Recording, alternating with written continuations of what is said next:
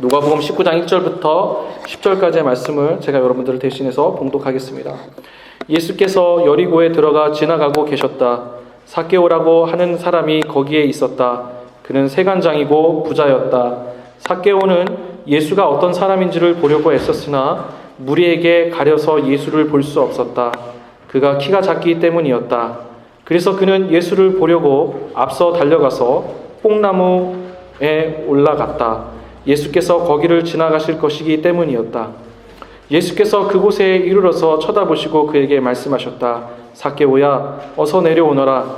오늘은 내가 내 집에서 묵어야 하겠다. 그러자 삭개오는 얼른 내려와서 기뻐하면서 예수를 모셔들었다.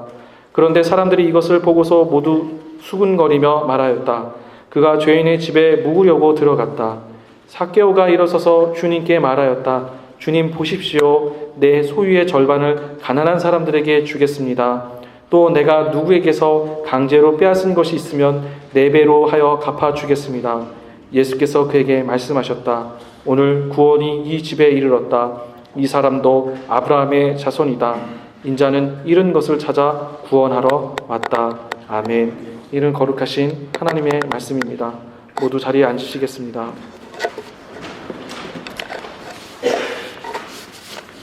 오늘 여리고를 지나 예루살렘으로 라는 제목을 가지고 같이 하나님의 말씀 나누도록 하겠습니다. 우리가 이제 순서상으로는 베드로 후서를 봐야 되지만 베드로 후서를 보기에 앞서서 부활절까지 우리가 예수님에 대한 이야기를 좀 더 나눈 뒤에 그리고 나서 같이 베드로 후서를 계속해서 보도록 하겠습니다. 신약 성경을 보면요, 예수님의 일생을 담은 성경이 4권이 있습니다. 4권의 이름은 마태, 마가, 누가, 요한복음인데 이 중에 마태, 마가, 누가 복음을 공관복음이라고 합니다. 이 3권의 책을 공관복음이라고 말하는 것은 3권의 성경이 예수님의 생애를 따라 탄생부터 죽음 그리고 부활에 이르기까지 시간적인 순서대로 예수님의 생애를 증언하고 있기에 이 3권의 성경을 공관복음이라고 말합니다. 그런데 이 공관복음에 일정한 특징이 있습니다. 예수님의 생애를 시간적인 순서대로 말하고 있기 때문에 예수님의 죽음과 부활이 가장 마지막에 등장합니다. 그리고 그 가장 하이라이트가 되는 예수님의 죽음과 부활에 맞춰서 이야기가 구성이 되어 있습니다. 전체적으로 예수님이 누구신지를 이야기하고 있고 예수님이 예루살렘으로 올라가고 있는, 그러니까 마치 이 공관복음에서는 예수님께서는 딱 한 번 정도 예루살렘에 가신 것처럼 이야기하고 있지만 사실은 그것은 극적인 이야기 전개를 끌고 가기 위한 구성을 그렇게 하고 있는 것이죠. 자, 따라서 우리가 이 공관복음을 본문을 보면서 염두해야 되는 것은 이 이야기들이 지금 예수님에 대한 부분들을 전하기 위해서 다시 재편집되었다라는 생각을 가지고 그것을 항상 염두에 가면서 본문을 읽어야지만이 예수님이 오셔서 어떤 일을 하시고 그가 어떤 분이신지를 조금 더 알 수 있습니다. 그래서 오늘부터 부활절까지 잠깐 베드로 서신을 뒤로 두고 예수님 이야기를 좀 나누도록 하겠습니다.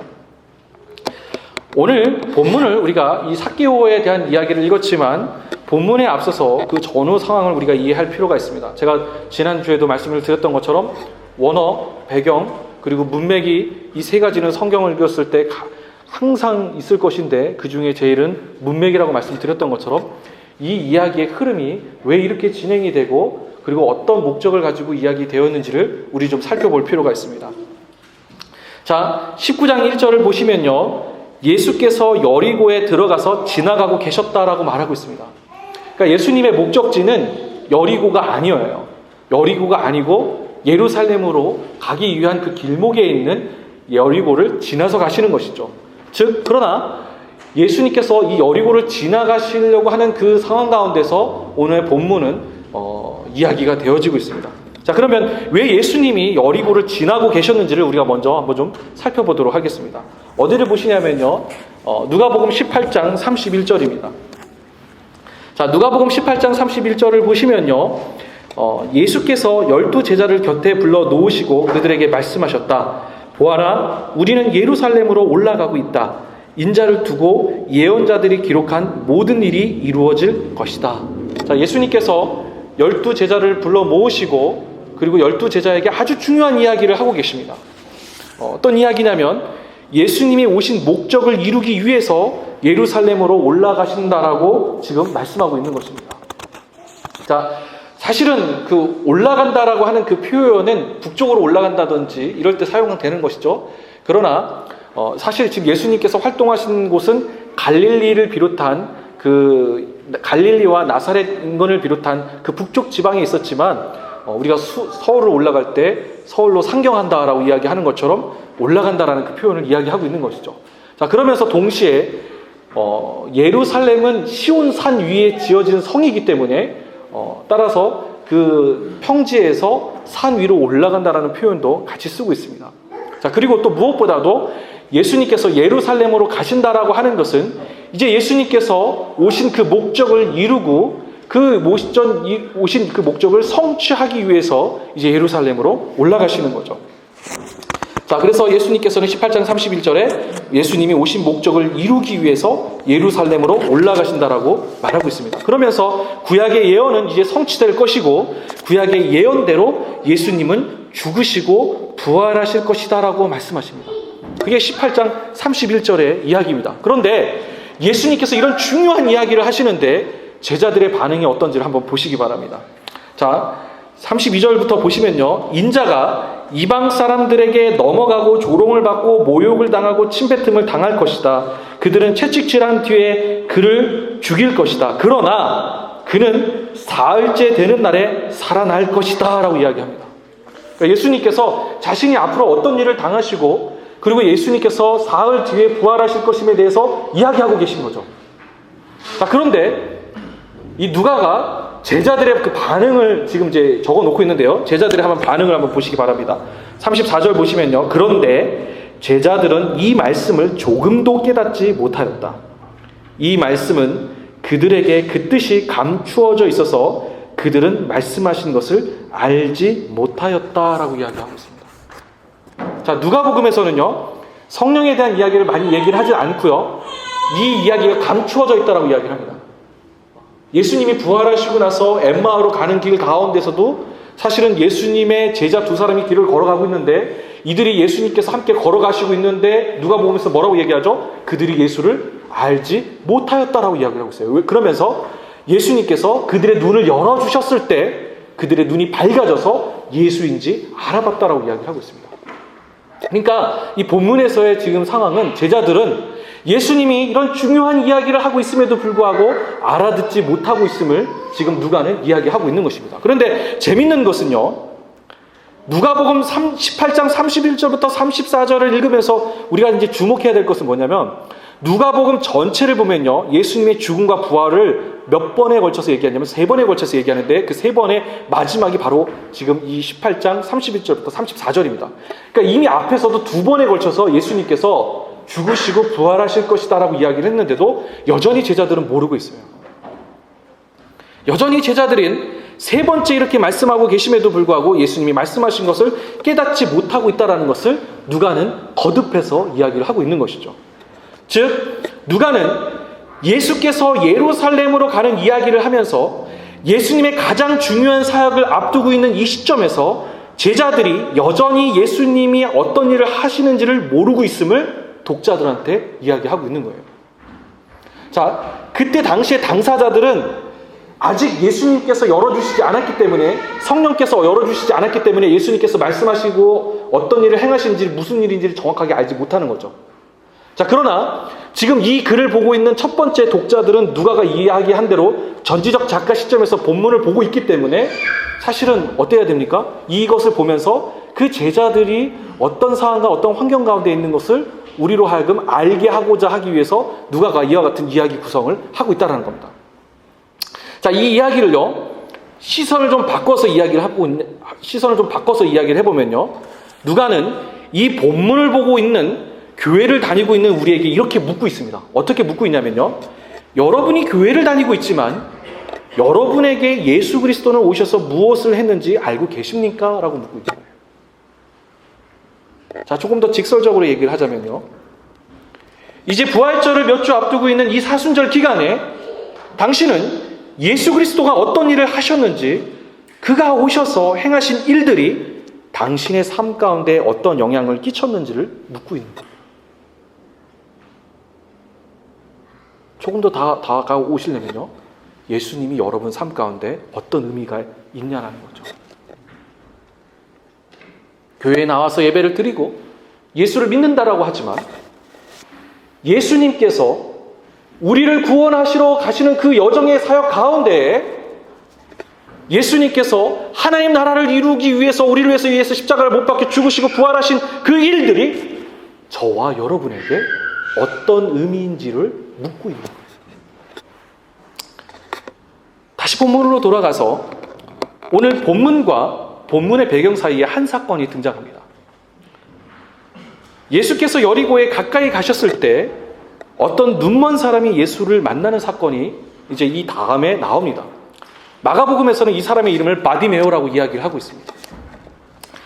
자, 재밌는 사실은요, 예수님은 18장 31절부터 33절까지 그가 오셔서 무엇을 행하는지를 이야기하셨습니다. 이제 그가 무엇을 이제 행할 것인지를 이야기하신 것이고, 이제 이어지는 이 사건 가운데서 제자들은 말씀하시는 예수님 곁에 있었고, 그리고 그를 직접 눈으로 본 사람들입니다. 자, 이 다음에 이제 등장하는 이야기가 36절부터 35절부터 등장하는 이야기인데, 제자들은 예수님 말씀하실 때 예수님을 눈으로 봤죠. 그리고 예수님께서 행하시는 기적들도 봤죠.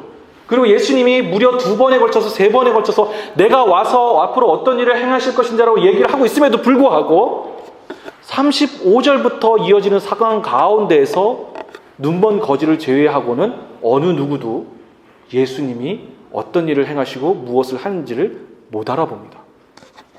자, 35절부터 등장하는 사건의 주인공인 눈먼 거지는 앞이 보이지 않는 상황 가운데서도 예수님이 누구이시며 그가 어떤 일을 하실는지를 마치 눈으로 보고 아는 것처럼 예수님을 부릅니다. 한번 35절 한번 보겠습니다. 자, 35절부터 보시면요, 예수께서 여리고에 가까이 이르셨을 때에 일어난 일이다.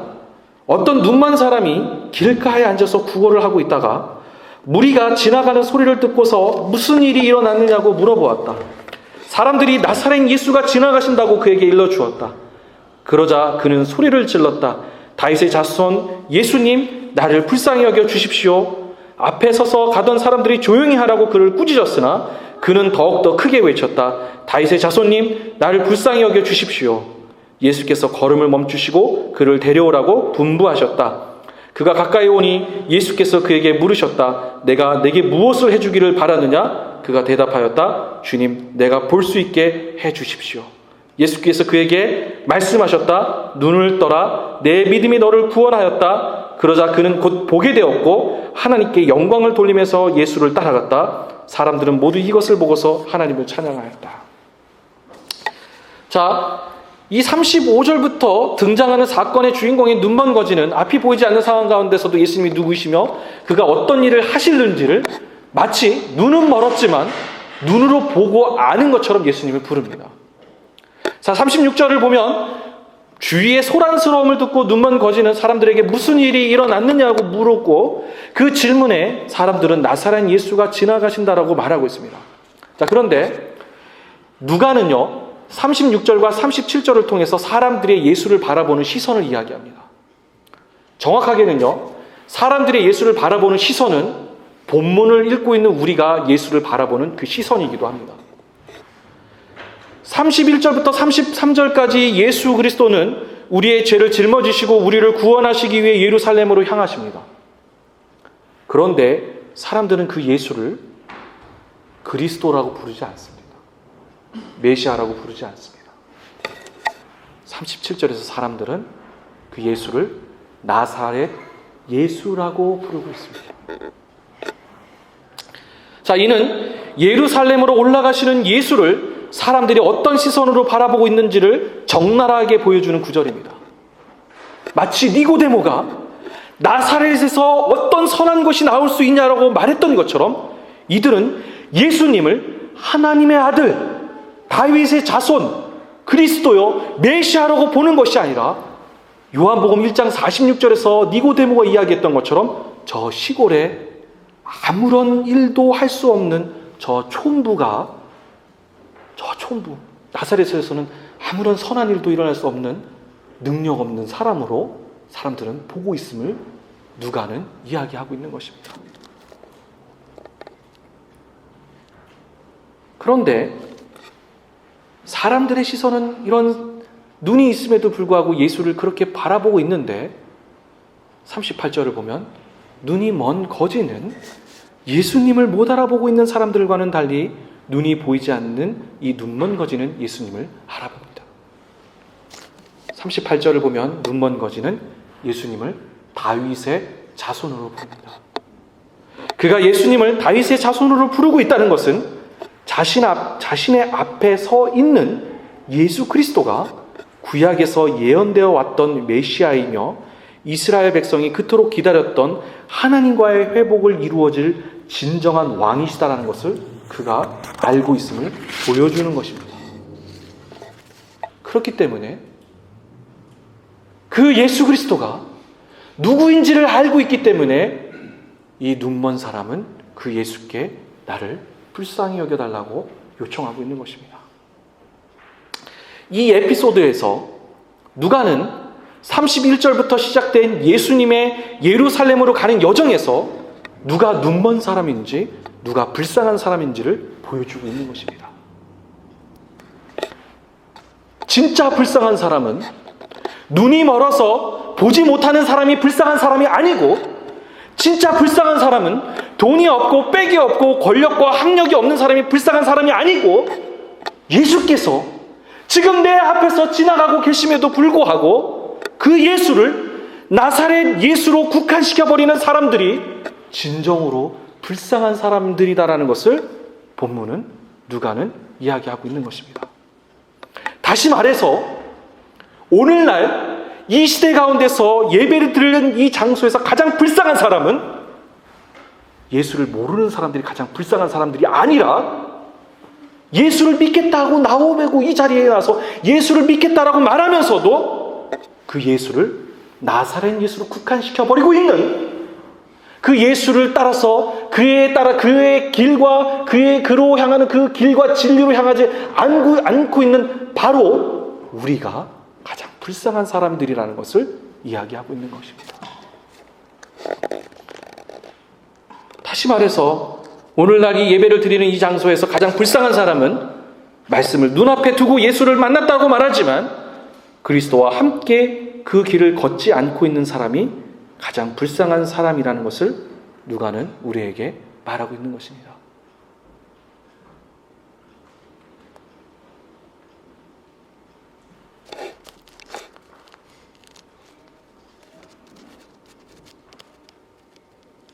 누가 불쌍한 사람이겠습니까? 예수를 믿는다고 말하지만 그와 함께 동행하지 않는 바로 그 사람이 가장 불쌍한 사람입니다. 이제 예수께서는 여리고로 들어가십니다. 19장 1절입니다. 예수께서 여리고에 들어가 지나가고 계셨다. 예수께서는 원래 여리고를 지나가려고 하셨습니다. 영어 성경에도 그냥 패싱 한다라고 나와 있을 겁니다. 원래 이 여리고는 어떤 도시입니까? 구약에서 등장하는 여리고는 가나안 족속이 세운 가장 강력한 성이었습니다. 그런데 그 성에서 이스라엘 백성들이 하나님의 말씀에 순종했었을 때 여리고 성이 무너지는 기적을 경험했던 도시가 바로 여리고입니다. 바로 그 여리고를 예수께서 지나가시고자 했다라고 본문은 이야기를 하고 있습니다. 그러니까 이 누가가 이야기하고 있는 것은요, 단순히 그냥 여리고를 갖다가 놓고 그냥 그 여리고가 있기 때문에 이야기하는 것이 아니라 여리고에 등장할 인물들이 여리고에 등장하고 있는 그 삭개오라는 사람의 마음 상태를 보여주고 있는 거예요. 무너지지 않는, 그 어떠한 것으로도 무너지지 않게 자기 자신을 꼭 붙들어 매고 있는 사람이 삭개오다라는 것을 간접적으로 보여주고 있는 거예요. 이 여리고를 예수께서 지나가시고자 했습니다. 자, 그런데 이 오늘 본문 19장 1절과 2절을 보면요, 아주 재미난 그 부분들을 우리가 관찰해서 알 수가 있습니다. 19장 이제 2절을 한번 보겠습니다. 삭개오라는 하는 사람이 거기에 있었다. 그는 세관장이고 부자였다라고 이야기를 하고 있습니다. 자, 19장 1절과 2절을 종합해서 보면요, 삭개오는 세관장이고 부자였지만 아주 강력한 견고한 성으로 둘러싸인 사람이라는 것을 우리가 알 수 있습니다. 그러니까 사실은 삭개오의 상태를 보여주고 있는데요, 삭개오가 성을 쌓고 자기 자신을 그 안에 보호하고 있었던 사람이라는 것을 보여주고 있어요.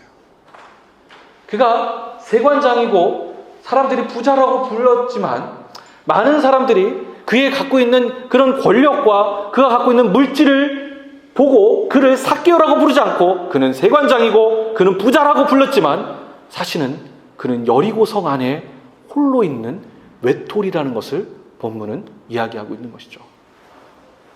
많은 사람들이 그가 누구인지를 알기를 원했지만, 그리고 그 자신도 내 자신이 누구인지를 알기를 원했었지만 철저하게 자기 자신을 보호하고 있는 사람이라는 것을 보여주고 있습니다.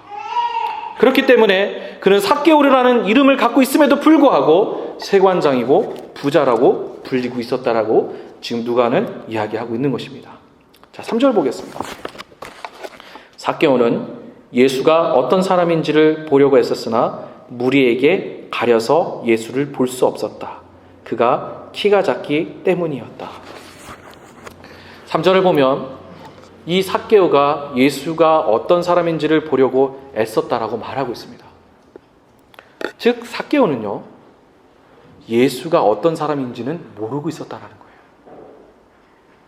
앞에 등장하고 있었던 눈먼 거지는 예수가 어떤 분인지를 알고 있었어요. 그렇기 때문에 예수께 나를 불쌍히 여겨달라고 이야기했지만 지금 이 본문에 등장하고 있는 여리고성에 있는 이 삭개오는 예수가 어떤 사람인지를 몰랐다라고 이야기하고 있어요.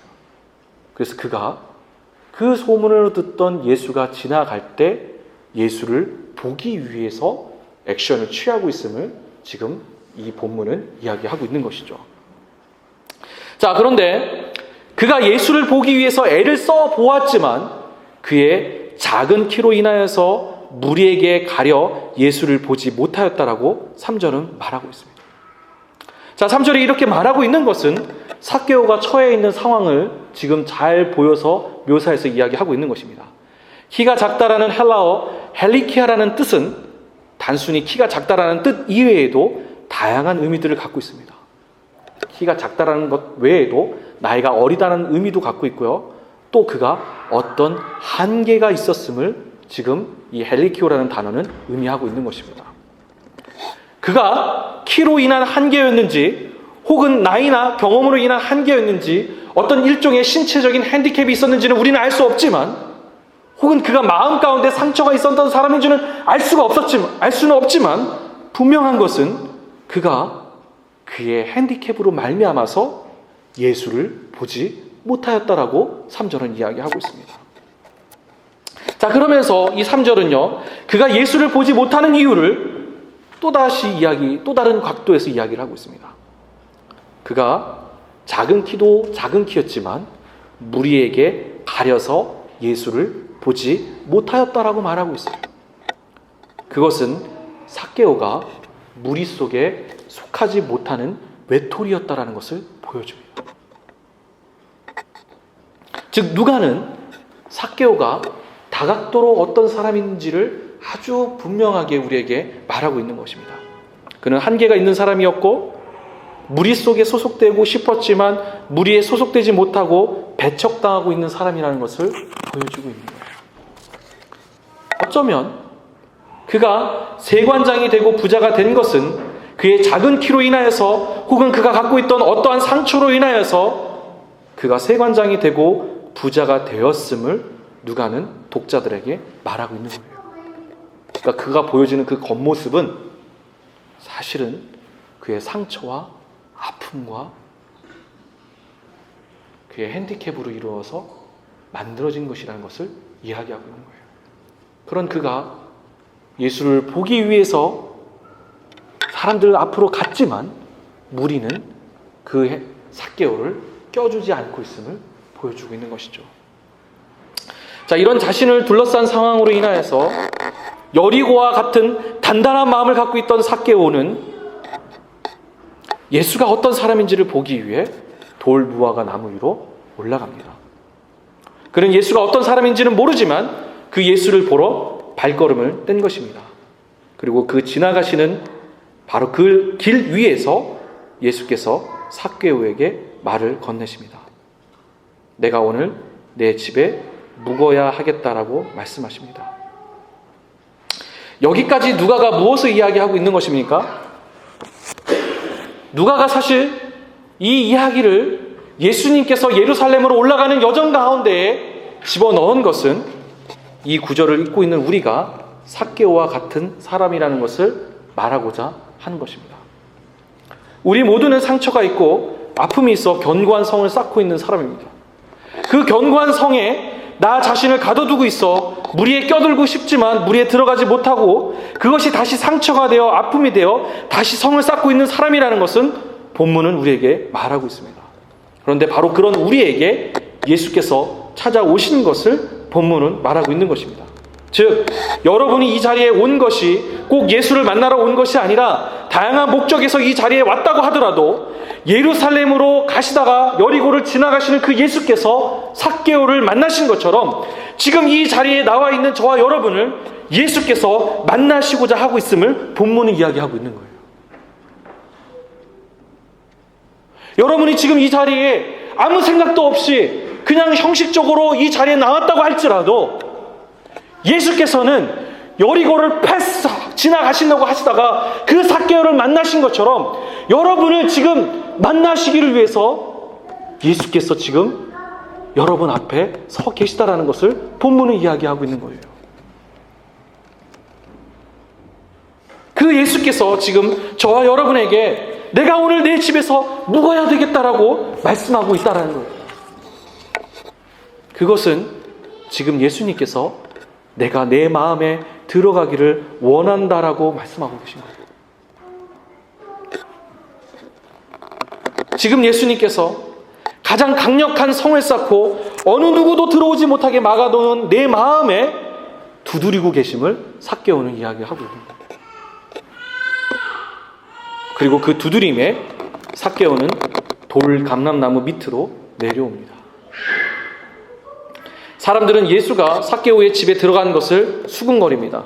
역으로 말하자면 나 같은 사람도 예수를 만날 수 있냐라는 것입니다. 나 같은 사람이 어찌 예수를 만나 그의 제자가 될 수 있을까? 나 같은 사람이 내가 지난 한 주간의 죄를 놓고 생각해 봤었을 때 내 마음속 깊은 곳에 도저히 이야기할 수 없는 그것을 숨겨놓고 이야기했었을 때 나 같은 사람에게 어떻게 예수가 와서 예수 그리스도의 제자로서 하나님의 백성이 될 수 있을까? 나는 공부를 한 것도 없고 나는 학력이 없고 나는 아무것도 갖춰져 있지 않은 사람이고 나는 이기적인 사람이고 나는 상처가 있는 사람이고 나는 아픔이 있는 사람이고 내게 이 결집투성이가 밖에 없는 나인데 보잘것없는 나인데 어찌 예수가 내게 찾아와서 내가 너의 집에 머무르겠다라고 할 수 있겠느냐? 이 얘기를 역으로 이야기하고 있는 것이죠. 바로 내 마음속에 깊은 곳에 나를 둘러싸고 있는 내 감정에 대해서 내 상황을 내 스스로 규정짓고 있는 가운데 예수님께서는 내가 오늘 너의 집에 거하겠다.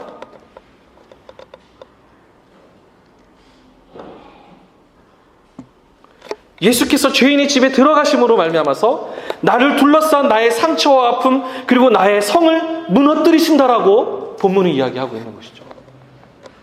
즉 사실 우리가 여러분 교회에 나오시는 이유가 뭐예요? 여러분 예수를 믿는 이유가 뭡니까? 여러분 예수를 왜 믿으세요? 자유하기 위해서 믿으시는 거죠. 겉으로 볼 때는 뻔질하게 되어 있지만 사실은 우리는 다른 여러 가지 모습으로 우리 자신을 회칠하고 있는 거죠.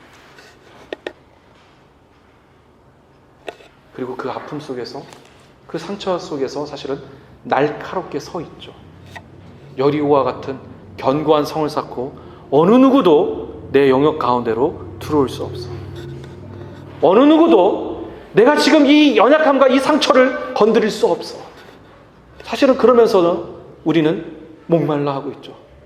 누가 나를 좀 여기서 끄집어내어 줬으면 좋겠어. 누가 나를 좀 여기서 건져줬으면 좋겠어.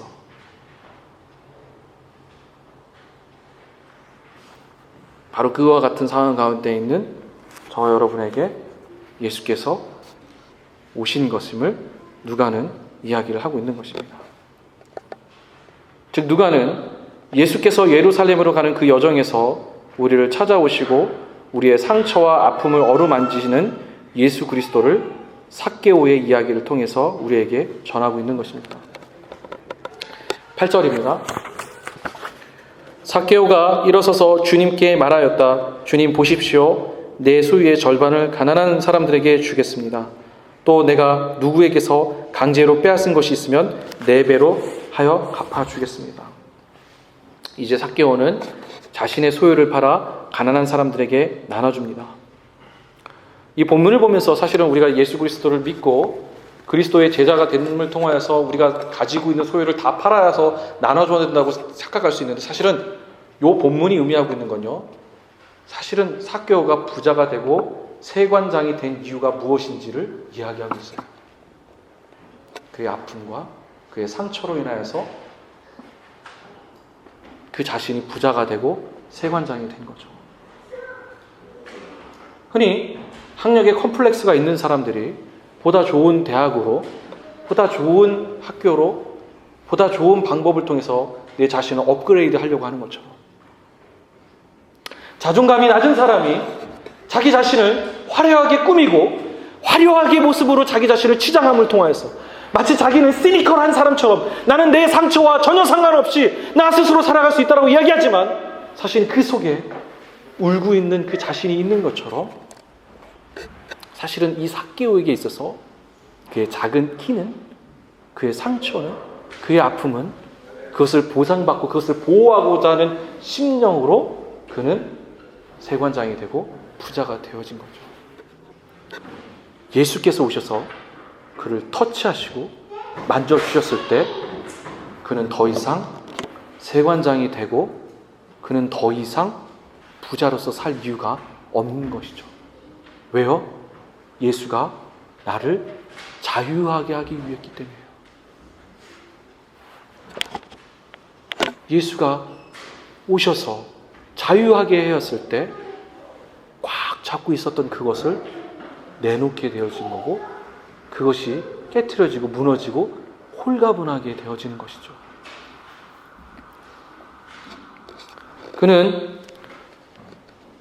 세관장이 되고 부자가 된 이유는 그가 상처와 아픔이 있었기 때문에, 키가 작아서 무릿속에 들어가고 싶어도 들어가지 못한 아픔과 상처가 있었기에 그는 악착같이 자신의 목적을 달성하려고 했었지만, 예수 그리스도를 만나게 되었을 때 그가 오셔서 그의 아픔과 상처를 대신 짊어지심으로 삭개오는 자신이 짊어지고 있었던 가장 무거웠던 짐을 내려놓게 된 것이죠. 즉 누가는 본문을 보고 있는 독자인 우리에게 이렇게 묻고 있습니다. 당신이 그렇게 열심히 달려가는 이유가 무엇 때문입니까? 당신이 그렇게 움켜쥐고 이루고자 하는 것이 무엇 때문입니까? 여러분들이 움켜쥐고 이루려고 하는 것이 무엇 때문입니까? 여러분 예수를 믿는다고 하면서도 그 예수를 신뢰하지 못하고 움켜쥐고 있는 것이 무엇 때문입니까? 지금 그 예수께서 우리의 마음을 두드리고 계십니다. 그 예수를 받아들이시고 만나시게 될 때 우리는 바로 그 상처와 아픔에서 놓이게 될 것입니다라고 누가복음은 이야기하고 있는 것입니다. 오늘 함께 말씀을 듣고 있는 여러분이 그렇게 움켜쥐고 있는 것들이 무엇입니까? 왜 예수를 신뢰하지 못합니까? 왜 여러분은 예수님을 믿습니까? 정말 믿는 것이 맞습니까? 만약 여러분이 아직도 움켜쥐고 놓지 못하고 있는 것이 있다라면 여러분은 아직 예수를 만나지 못한 것일 것입니다. 그리고 그 사람을 성경은 가장 불쌍한 사람이라고 이야기하고 있습니다. 예수 그리스도를 만남으로 구원을 받으십시오. 예수 그리스도 앞에 그가 걸으셨던 그 길을 걸음을 통하여서 여러분의 갖고 있던 그 여리고를 무너뜨리시고 새로운 삶의 길로 여러분 걸어가십시오. 여러분의 여리고를 무너뜨리고 예루살렘으로 걸어가십시오. 기도하겠습니다. 하나님, 우리가 함께 누가복음 말씀을 나눈 것처럼 삭개오와 같은 우리에게 찾아오신 예수님, 그 삭개오의 마음을 두루두르신 예수님, 그 예수님 앞에 우리의 마음 문을 열고 그분과 함께 길을 걸어갈 수 있는 담대함과 믿음을 우리에게 허락하여 주시옵소서. 예수님의 이름으로 기도합니다. 우리 다 같이 일어나셔서 수많은 무리들 같이 찬양하시겠습니다.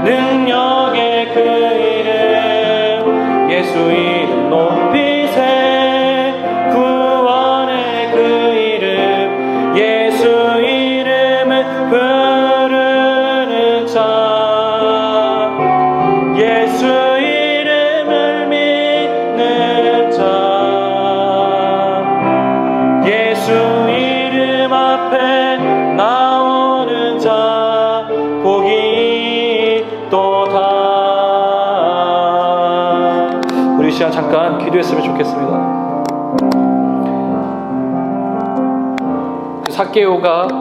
삭개오에게 예수님께서 만나오셔서 그 마음의 문을 두드리시고 내가 오늘 너의 집에 유하겠다라고 말씀하신 그 예수님이 지금 이 시간 가운데 우리의 마음 가운데 두드리고 계세요. 볼지어다 내가 문 밖에 서서 두드리노니 누구든지 내 음성을 듣고 문을 열면 내가 그에게로 더불어 먹고 그는 나로 더불어 먹으리라. 사랑하는 로고스 교회 공동체 여러분, 우리가 예수 그리스도를 왜 믿습니까? 여러분, 지금 이 사순절 기간 가운데 여러분의 진정한 삶의 목적, 여러분 가운데 그 깊은 상처와 아픔들 가운데 그거를 지금 예수님께서 무너뜨리기를 원하고 계세요. 여러분이 아무리 부자가 되고 세관쟁이 되려고 노력하더라도 그것이 여러분들을 치유하지 못해요. 여러분들을 회복하게 하지 못해요. 예수 그리스도께서 걸어가셨던 그 길을 걸어갔었을 때 그 길 가운데서 비로소 여러분들이 구원을 얻는다라고 오늘 성경은 이야기하고 있습니다. 안타깝게도 목회자인 제가 옆에서 볼 때 여러분들이 여전히 부자가 되기를 원하고 세관장이 되기 원하는 여러분들을 볼 때 너무나 안타까운 마음이 있어요. 예수님께서 지금 두드리고 계시는데, 예수님께서 지금 여러분들이 그 찾고 있는 건데 너 그 길로 가면 안 돼. 아무리 네가 그것을 하더라도 너는 그걸 얻을 수 없어. 그것으로 너의 마음과 상처를, 그것을 치유할 수 없어. 그런데도 왜 불구하고 여전히 그 길을 걸어가시냐고. 너무너무 안타까워요. 너무너무 속이 상해요. 그 사람이 세상에서 제일 불쌍한 사람이라고 오늘 본문은 이야기하고 있어요. 여기 교회 나오면 무슨 소용이 있어요? 아예 모르는 사람은, 그 사람은 하나님께서 또 다른 일을 행하시겠죠. 그러나 알고 있음에도 불구하고 이 자리에 나와서 아무것도 행하지 않았을 때, 그 길을 걸어가지 않았을 때 그 사람만큼 불쌍한 사람이 없다라고 오늘 본문은 이야기하고 있어요. 여러분, 진정으로 그 불쌍한 사람 되기를 원하세요? 돈이 없고 빽이 없고 그것 때문에 불쌍한 사람이 아니라 그 길을 걸어가지 않는 사람, 예수 그리스도를 믿지 않고 신뢰하지 않고 내 방법과 내 뜻으로 세관장이 되고 부자가 되려고 한 사람이 가장 불쌍한 사람이라고 예수는 얘기하고 있어요. 그 사람이 사실은 눈먼 사람인 거죠. 이 시간 같이 기도했으면 좋겠어요. 예수님, 내 마음에 두들기고 계신 예수님, 내가 주님과 함께 더불어, 주와 함께 더불어 먹고 주는 나로 더불어 먹기를 원합니다. 내 마음 가운데 이 시간 결단하오니 완전하게 내가 주님 앞에 내 삶을 맡겨드리겠습니다. 내 그 길로 예수께서 걸으셨던, 내가 그 길이요 진리요 생명이니 나로 맘지 않고서는 아버지께로 갈 자가 없다라는 그 길로 가기를 원합니다. 그 결단하시는 분이 있다면 여러분 조용히 마음 가운데 손을 올리시고 결단하는 기도를 하셨으면 좋겠어요. 지금이 주님께서 부르시는 시간이에요. 지금이 주님께서 여러분 가운데 두드리는 시간이오니 여러분, 지금 만약에 여러분이 지금 그런 마음 가운데 강력한 하나님의 음성이 있다면 여러분 지금 이 시간 결단하는 기도 드리시기를 바랍니다. 기도하겠습니다. 하나님 아버지, 이 시간 가운데 하나님 아버지, 이 시간 우리 자신들을 대어놓고 기도하기를 원합니다. 하나님, 우리가 지금까지 내가 예수 그리스도로 말미암아서 예수 그리스도를 믿는다고 말하면서도 내 나름대로의 성을 쌓고 생활장이 되고 부자가 되려 했습니다. 그러나 오늘 본문을 통해서 보니 그 방법을 통해서는 결단코 아버지께로 나아갈 수 없다는 것을 아버지 하나님 이 시간 보게 됩니다. 하나님, 주님께서 그 나산 삭개오에게 내가 오늘 너의 집에 유하겠다라고 말씀하셨던 것처럼, 돌 감람나무에서 내려오라고 말씀하셨던 것처럼 하나님의 시간 가운데 내려오게 하시고 내 마음을 열고 주님을 받아들이는 시간 될 수 있도록 주님 인도하시고 도와주시옵소서. 한 번 더 찬양하겠습니다. 수많은 무리들 주시여, 그분을 보기 위해 따르네. 평범한 목수이신 그분 앞에 모든 무릎이 꿇어 경배하네. 모든 문제들 하나하나 죽음까지도 힘을 잃고 생명의 근원 대신 예수 이름 앞에 모든 권세들 굴복하네.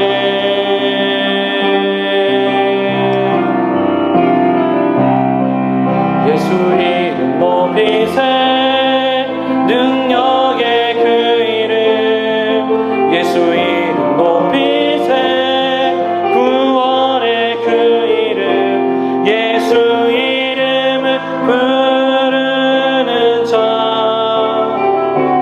예수 이름을 믿는 자, 예수 이름 앞에 나오는 자 복이 있도다. 나의 계획이 실패하고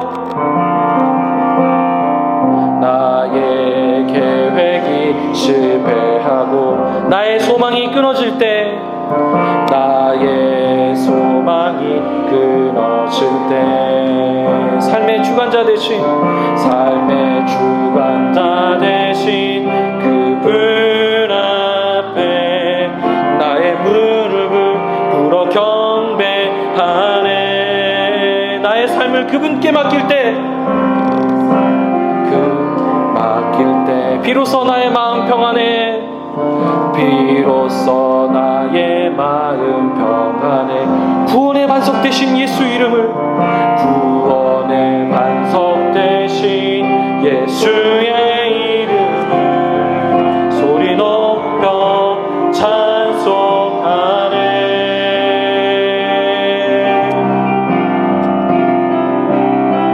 예수 이름 높이세.